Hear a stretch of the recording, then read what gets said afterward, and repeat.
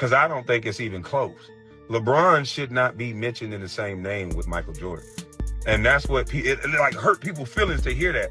Watching LeBron play the game and knowing the way MJ played the game and the way he prepared for the game, it is a disrespectful disgrace that somebody started putting LeBron James with his bag and his skill set that is showing now that he has to go do a pick and roll in order to get a point guard on him so that he could do a turnaround jump shot that doesn't get blocked by somebody his size.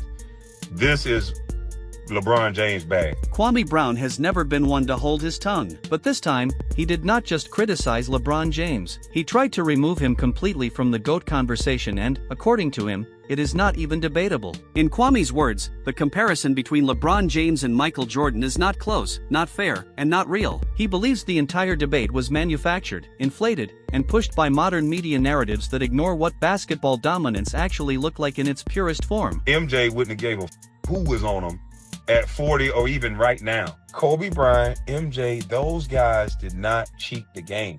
They stayed true to the game. The reason why you play defense is because you trying to dominate and destroy the next. So the question stands, is LeBron really in the GOAT conversation, or has longevity and nonstop media hype confused people about what true greatness actually looks like? Drop your answer in the comments. I was around MJ, was around his mannerisms in the morning, in the afternoon, midday. I was around Kobe Bryant, and I've seen these guys at their best, at their worst, when they're angry, when they're not so angry, when they're funny. I've seen it all. So if everybody else can talk about who they've been around, then my story, I hold weight in this GOAT conversation. I told y'all need to stop having this GOAT conversation, period. Brown says the issue is not just fans arguing online. According to him, the real problem is that many of the loudest voices never actually watched Michael Jordan prepare, practice, or dominate in real time. He argues that people are trying to rewrite history without understanding the full context. Brown believes watching LeBron play today, especially late in his career, exposes something that was always there. LeBron's game was never built on skill mastery the way Jordan's was, and now that LeBron's athleticism has declined, that gap is impossible to hide. In order for me to explain why Kobe is better than LeBron, it's going to take LeBron down a little bit. And in order for me to explain why why MJ is better than LeBron, it may take LeBron down a little bit. Brown says his perspective carries weight because he was there. He saw these players in the mornings, in practice, in the afternoons, and during games. He saw how they acted when they were angry, locked in, relaxed, joking, and completely exhausted. This is not an opinion formed from highlights or box scores. This is first-hand experience from someone who shared the same gyms and the same grind. LeBron lost his athleticism, which we all said was going to happen. And now he's relegated to just bullying people over and going up looking for the referee to give him a call. And this is what you guys call the best scorer in the league. No, he was the best in transition. And we can show video of him leaking out early. So and with his speed, we all know why he's the leading scorer. He's been in there 23 years. But when you talk about going to get a bucket, just get a ball out and going to get a bucket, and you got that man above Jelly Bean Bryant or MJ, then you don't know about basketball. According to Kwame, Jordan and Kobe never cheated the game. They stayed true to it. They practiced at game speed, simulated pressure situations, and attacked their weaknesses before anyone else could exploit them. Jordan practiced shots he expected to take while double-teamed. Kobe ran post-move combinations at full speed every single day. Their preparation was not about conserving energy or extending careers. It was about domination. It was about breaking opponents mentally and physically before the game was even over. The way MJ dominated the game, the way I watch Kobe prepare in practice, the way I watch Steph Curry prepare in practice. He's not shooting one-legged jump shots like I see LeBron play around. The reason why Kobe and MJ couldn't make it to 23 years is because they practiced the way they played the game. MJ practiced that he was going to get double teamed at that spot, so he faded away. I'd be like, what in the hell? I'm like, why in the hell is he doing that? He'd be by himself, boom, boom, pulling up, pump fake. I'm like, what in the hell? I'm a teenager. I'm looking at this shit. What the f is he doing?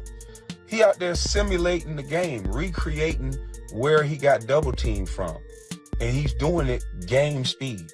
Kobe Bryant is in the post, and it's crazy. I got traded to LA. Kobe Bryant, game speed in the post.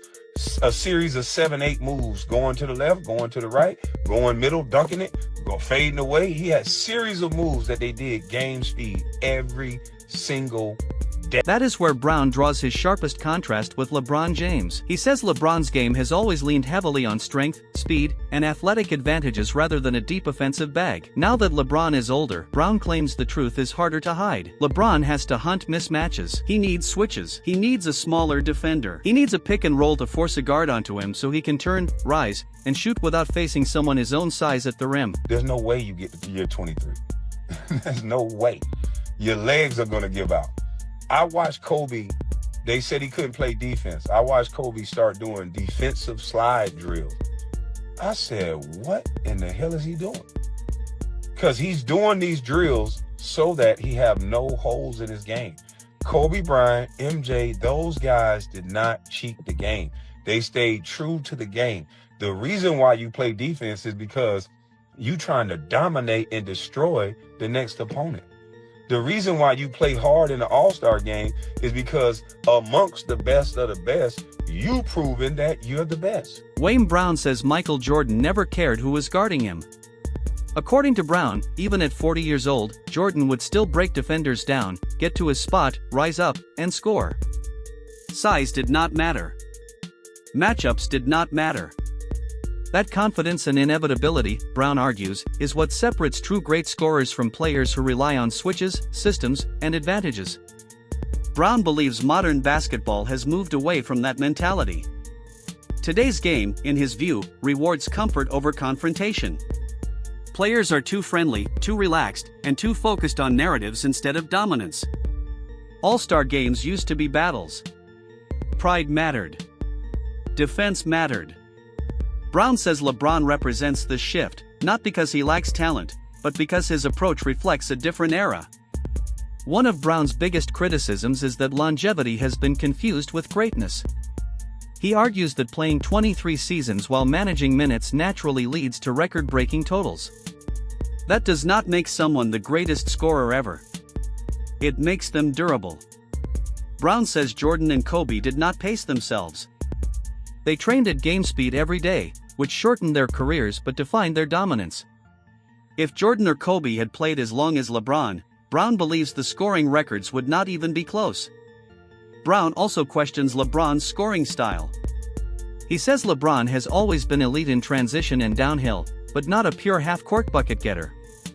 According to Brown, LeBron lacks the footwork, counters, and shot-making arsenal that Jordan and Kobe developed through obsessive repetition. Those skills, he argues, are built through mastery, not athletic advantage. To Brown, the finals record ends the debate. Jordan went 6-0. LeBron is 4-6. No context, excuses, or narratives changed that for him.